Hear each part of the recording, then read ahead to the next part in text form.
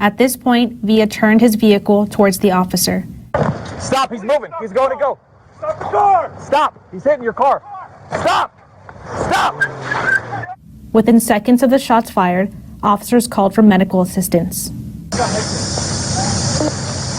If you could have their Riverside FD to stage at 11 and 11 night to code 4. Undo your seatbelt. Get out the car. Get out the car. Is he responsive? Get out of the car. Show us your hand. And we got one that's injured. Officers undergo significant training on how to provide aid. Wait, we got one here. Another one right here. Hey, get another tourniquet. Another tourniquet or gauze? Another tourniquet. I got it. Another tourniquet. There you go. Another gauze.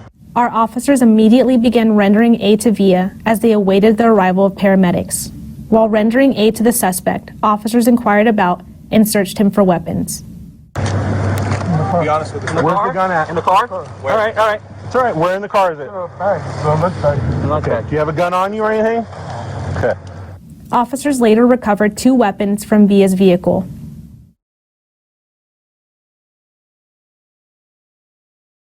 Villa sustained non-life-threatening injuries and was taken into custody.